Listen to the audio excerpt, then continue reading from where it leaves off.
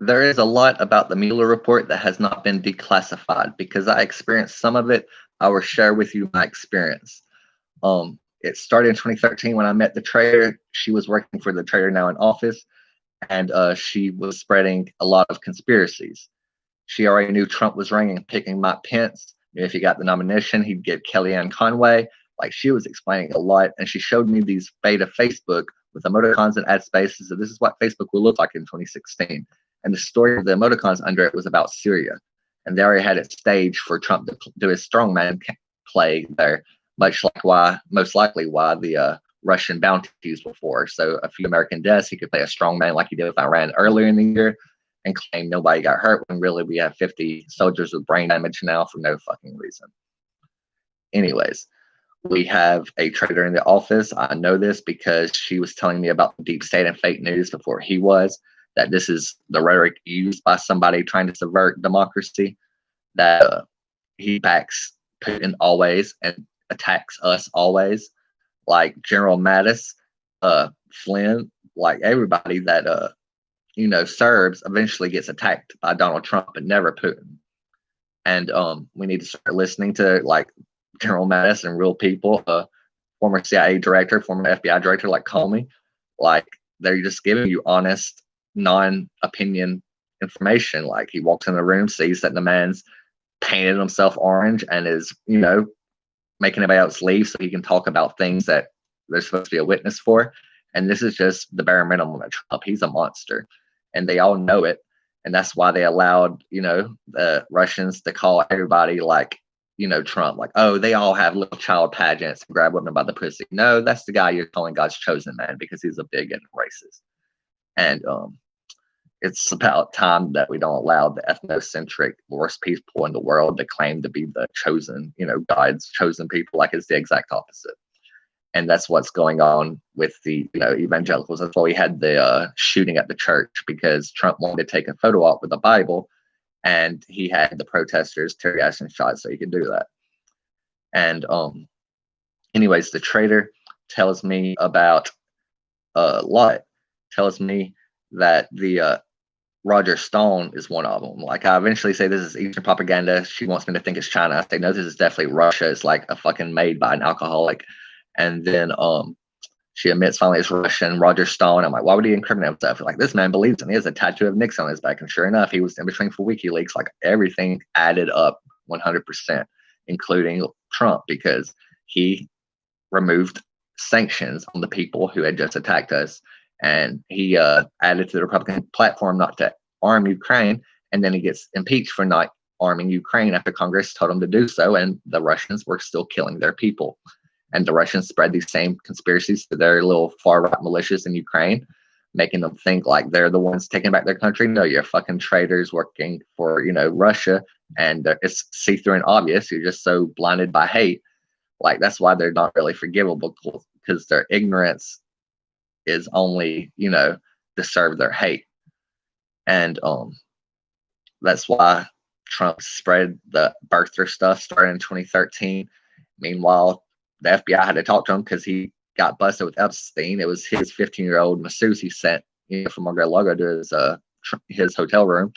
And, like, no, it must be Joe Biden or somebody else. Like, these people are evil and they don't give a shit about kids. Like, she told me that actually our police chief would be, promoted for what happened to me, like, in 2016. And, like, what's funny is he did receive a promotion. And the only thing I know is he was posting on the Oxford Police Department site that, oh, we're not going to respond to that.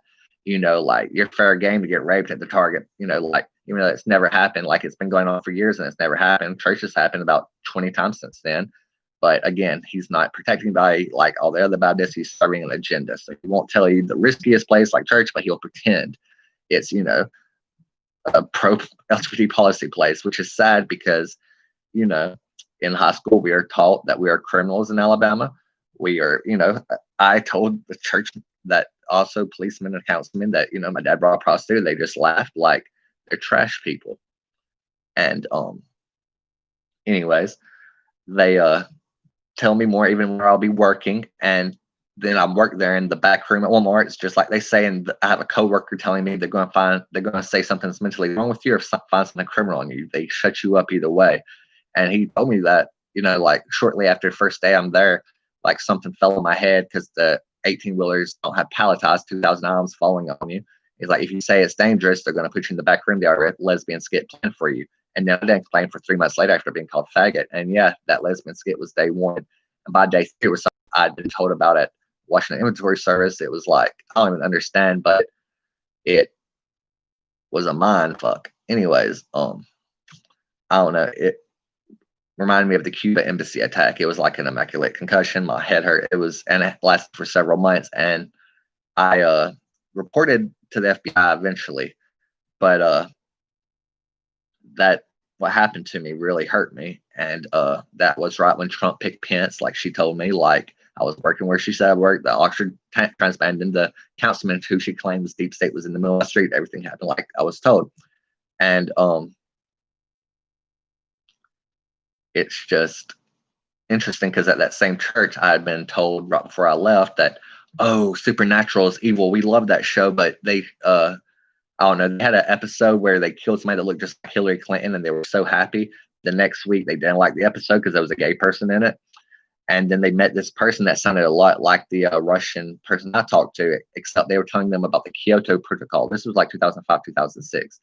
And told them their guy would be in office when Supernatural was ending. And now, it's the longest show ever. It's 2020 and it's finally on its last season. And I tried to explain to him, like, it sounds like an intelligence operation by the Russians. Like, no, it has to be the liberals. That's the only enemy these people want.